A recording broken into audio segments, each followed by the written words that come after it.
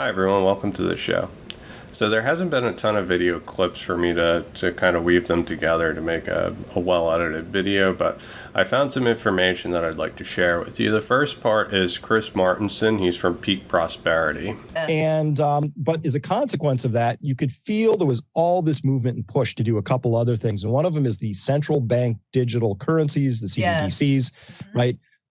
You can just feel it coming, right? That there's the inevitability of that approach, which is going to be, wouldn't the world be a better place if we could just control everything, everybody, right? Including how much energy, the temperature of your house, how much energy you are using, Lynette, personally. If we could just dial that, then if we feel like we have an issue, well, we just dial everybody's consumption down or whatever the story is. Yeah.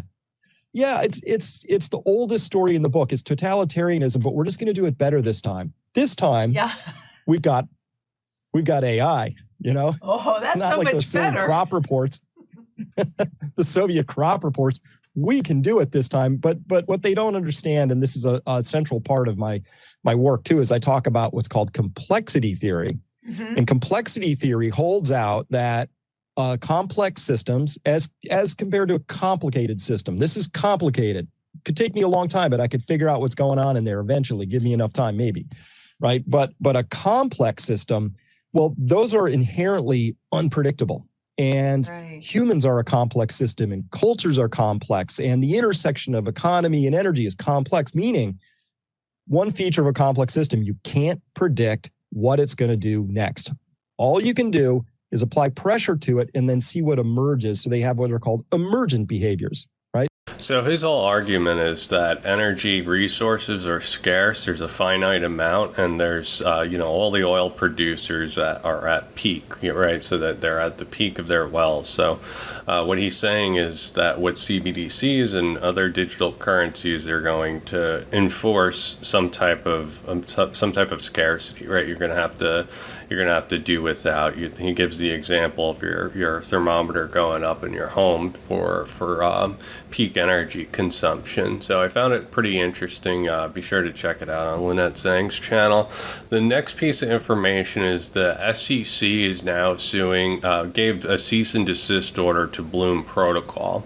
Bloom Protocol is digital identity. It's a decentralized digital identity platform. So you're able to have verifiable credentials on this type of DeFi platform. It's ID to get into DeFi. So this is what they said. Bloom is a blockchain solution for secure identity and credit scoring. Bloom gives consumer ownership over their identity and financial data. So self-sovereign identities are going to be a big thing in the future. You don't want to have centralized ownership of your ID. What's very frustrating with the SEC is I see often like outright fraud and scams. I mean, sometimes on Twitter I'll look into my spam folder, and there's people's bios that say we're trying to pump coins and stuff like that. So there's outright fraud, which Bloom Protocol looks like. Just judging from their website, they look like they're, take care of it, and they're putting effort into it. They look like they're trying to do something constructive. Now, I haven't researched it in depth or anything, so I can't tell you that for certain, but, just on face value, it looks like they're trying to do something productive, and, there's outright fraud, and the SEC seems to be focused on productive companies. The next piece of information is Mojo Loop video. Now, listen carefully what this says. Digital payments confidence and improving their liquidity. Banks, microfinance institutions, mobile money operators and fintechs benefit from lower pre-fund liquidity needs and settlement risk reduction.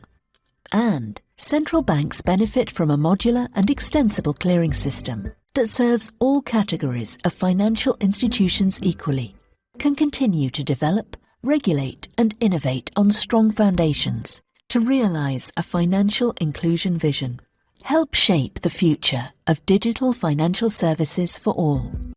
So what I found really interesting about this is they're saying they're trying to improve liquidity, right? And they're trying to reduce settlement risk, and avoid pre-funding, right? So a lot of this is kind of overlap of ODL's pitch.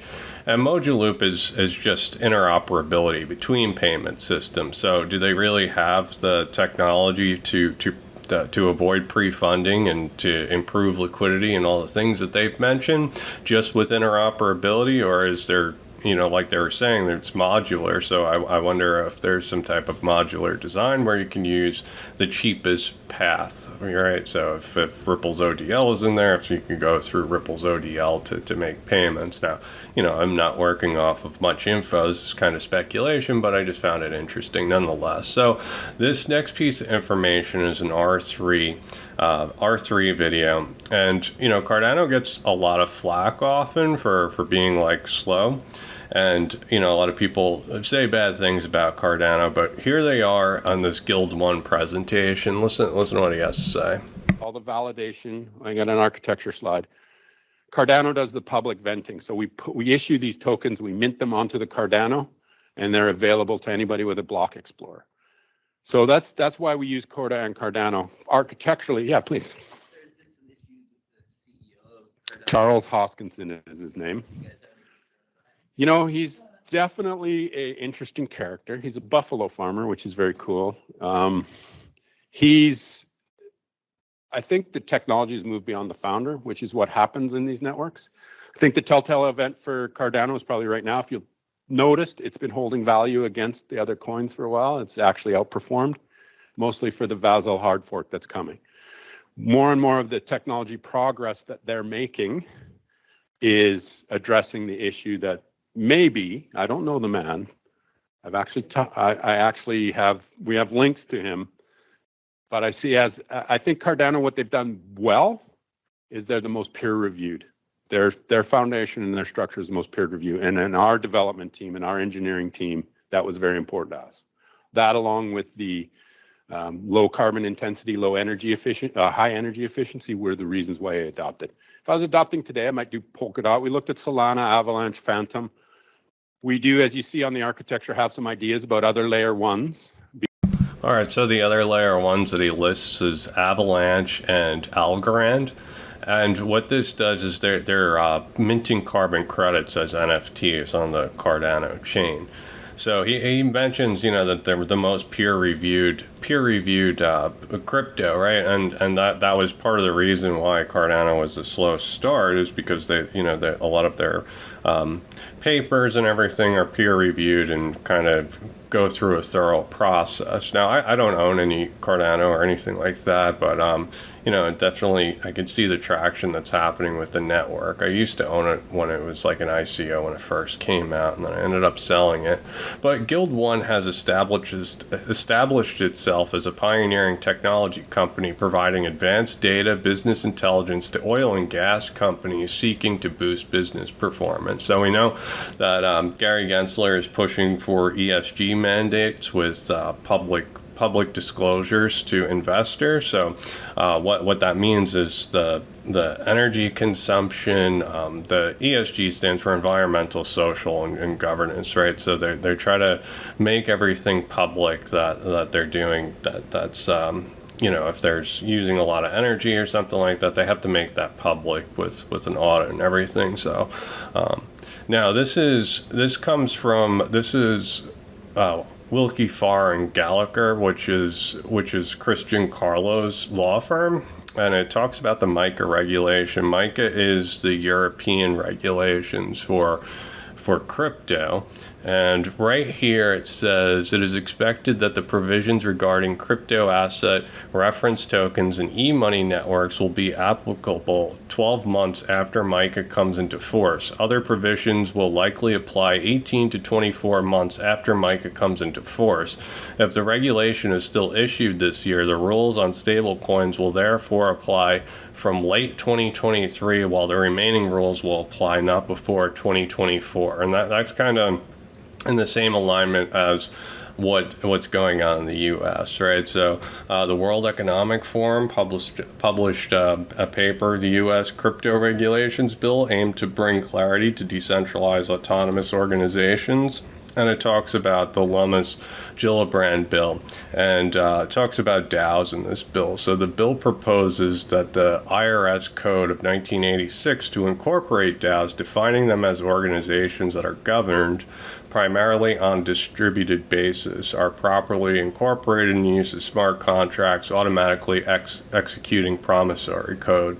So they're going to allow DAOs, but they're just going to fit it into to the proper IRS code, and doesn't really give too much clarity on if the SEC or CFTC will take over, but that's what they said. Now, this is a Lummis podcast, and this is a Bitcoin Maxi's channel. He's got some pretty good content. So, his thing is Bitcoin, and just look for this video to find his channel. But listen to what Lummis has to say. Specific to Terra Luna, which is an algorithmic stablecoin, our regulatory regime would not allow algorithmic stablecoins that are non 100% hard asset backed. Our bill would provide that you had to be 100% hard asset backed, whether you are issued by a bank that is regulated by the FDIC or by a non-bank special purpose entity. So we believe we have hit the right tone with regard to stablecoins, which of course is a fiat-backed payment instrument. We've tried to look at the purpose of a cryptocurrency in the way we regulate it. So there's an element of consumer protection and risk assessment balanced against the desire for innovation and to keep the United States the financial leader. So she says that the non-algorithmic stable coins have to be 100% backed, and she said that they're not going to allow any algorithmic stable coin that's no less than 100% backed. Now, I've spoken to developers in the past about algorithmic stable coins, and they've said, there's always a risk of the death spiral, and that's what Luna went through. So just be cautious. Even if they allow 100% backed algorithmic stablecoin, there still runs the risk of that death spiral happening. Now, it slows down quite a bit. There's not nearly as much risk when it's highly collateralized, but at the same time, it's not a 0% probability something bad will happen. There's still a probability that something bad would happen. The next piece of information is about regulations in the U.S., and it talks about international regulations and that significant gaps between the different approaches might lead to regulatory arbitrage and a subsequent migration of resources, both human and financial, to the countries with the most accommodating laws, said Moody's. So it looks like there's going to be a global effort to try to regulate, and we already see that with the MiCA and the U.S. regulations, that everybody's trying to be on the same page and kind of coordinate with everyone together. So the last piece of information is Ripple is actively looking for a mergers and acquisition opportunity. Ripple Labs asked the bankruptcy court to be represented in the proceedings, and this is in regards to the Celsius network. It looks like Ripple Labs is interested in the assets of Celsius. Now, it doesn't say anything about bailing out Celsius. It looks like they're trying to acquire the assets that are still on Celsius's balance sheet. So let's see what happens with that. We know with the Ripple Lend product, as well as the crypto liquidity hub, that they have a lot of use for these digital assets. So I hope you guys enjoyed the show. Please take a moment to like and subscribe. Tell me what you think in the comments below. Thanks.